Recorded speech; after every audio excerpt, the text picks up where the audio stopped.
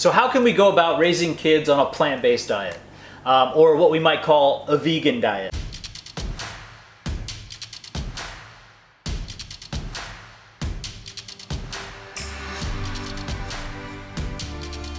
So first and foremost, I'd like to discuss that, it's not so much getting enough nutrients for kids, because believe it or not, nutrition is readily available these days. It's not like we live 600 years ago where, food was very sparse and we didn't have access to much.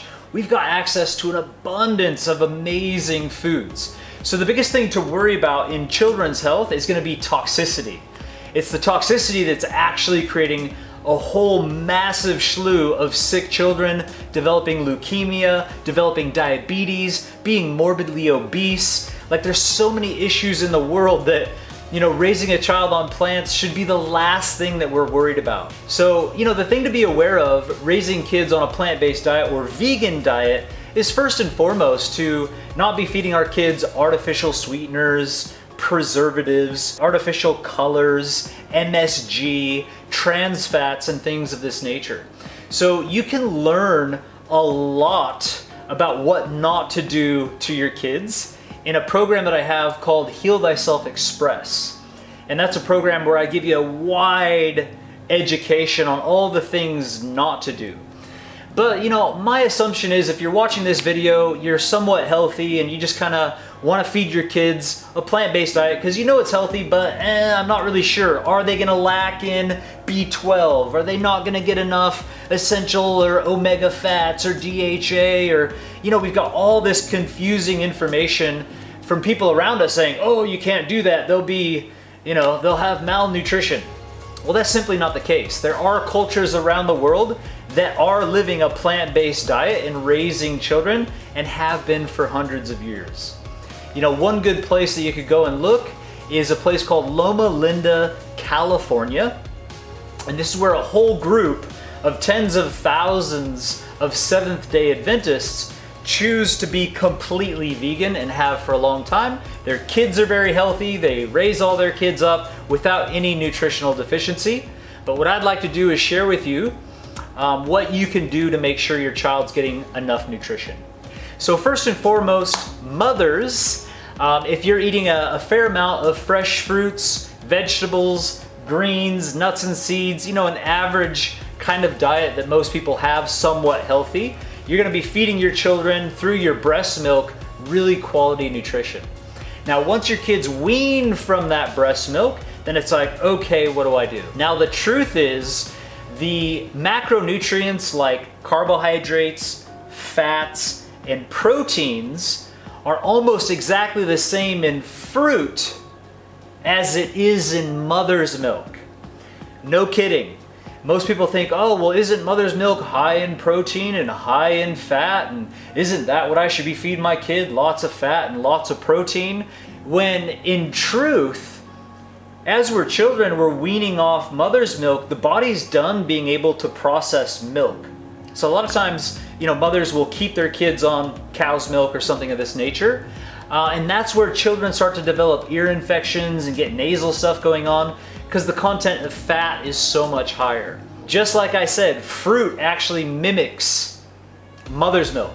So kids love fruit because it's naturally what they're supposed to eat. You give a kid a banana, they love it. You mash the bananas, you put some berries in it, you start using some mango or papaya or sliced up apples and things of this nature. This is what kids go nuts for. Now, the only thing that they may be lacking that doesn't come from food is vitamin D, which is essential for children's growth and happiness and their nervous system. So making sure that your kids can go out and play outside and get enough vitamin D from the sun. Morning time, the best way to hydrate the digestive system, give them all their energy needs and everything their body wants, really feeding them fruit. And then towards, let's say, midday, that's when we can start to kind of get some beautiful qualities of some good fats, some vegetables, and also maybe some greens and things in there. So you might actually chop up some vegetables, make some dips. They can snack on carrot sticks, celery sticks, cucumbers, and it's up to us as parents to really set up these good habits and develop the taste buds of children so they're reaching for these types of things. When my own daughter is really craving some sugar, she's getting dates, and that's like her candy. The big thing for children is like, well, how do I get greens in their diet? Because greens build the blood, they've got the chlorophyll, they're, you know, if you, especially alfalfa, you got your B12, you've also got your vitamin K, K1 and K3, which also convert to K2. So the reason I'm mentioning B12 and K1, 2, 3 is because these are the ones that people are actually worried about. So what I'd like to say is I basically have a product called Heal Thyself Greens. And in Heal Thyself Greens, it literally is every nutrient your body could need. And these nutrients are naturally in the grasses and in the sprouts. So this is alfalfa sprouts, it's wheatgrass and barley grass. Do you have to have this to be healthy? Absolutely not. You can just get a variety of good foods and, let's say, sneak it into their diet. The best way to sneak really healthy food into your child's diet is what I call a green smoothie. So this is what I did for years with our daughter, is we basically would put 2 bananas, a couple of dates, slice up some apple, put it in a smoothie, and then you can add like big handfuls of spinach or greens. You can put in some cucumber. You can start to put in some of the veggies. You could even put a tablespoon of Heal Thyself Greens. You blend it all up, and then as soon as they have that, because of the bananas and the dates and the apple, it's like they absolutely go nuts for it. So that's a really good way to sneak some greens in. This is also a really good way to get the good omega fats and things of that nature. So you can grind some flax, put it in a smoothie. You could put some chia seeds in the smoothie. You can grind some nuts like almonds, Brazil nuts, walnuts. One of the highest sources of omega-3 fatty acids, 3s, 6s, and 9s. Okay, so you can make some nut milk. You can use things like oatmeal. Believe it or not, oatmeal is one of the greatest things for digestion for a child, for preventing depression, and it's a great way to, you know, also be adding some of these good nutrients from the seeds. You could put sunflower seeds, you can put sesame seeds, and these are where they're getting all the really good fats, all the really good omega fatty acids, and you just put a bit of honey on there and they're gonna love it. If they're vegan, that's okay. You don't have to use the honey. You could use just a little bit of maple syrup. So allow your kids to eat a variety of food, then you can start to bring in, you know, some of the cooked foods and the soups, the steamed vegetables, maybe even steamed veggies and rice and things of this nature that your kids are absolutely gonna love.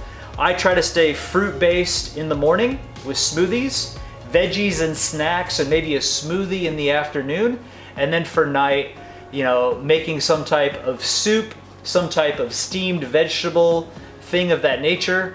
I also have a food called Pulse, which is a raw food, which basically has every nutrient known to man, that is going to help with keeping quality digestion. So most kids have issues with digestion at some point, and they end up developing some form of sickness.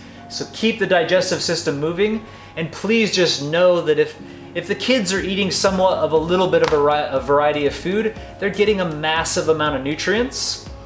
And the body is amazing at taking and getting whatever it needs from a very small amount. There's literally countries where kids have access to nearly nothing, a little bit of wheat, and somehow they still thrive. So really the issue should be avoiding the poisoning of our children, not so much looking at, oh, are they gonna be okay on a plant-based diet? Eat a variety of foods, sneak in some of that goodness with some smoothies, and take a deep breath, let it out, give your kids love, create a beautiful environment for them, get them in the sun, have them playing in the dirt, and they're gonna grow up healthy and happy and wise.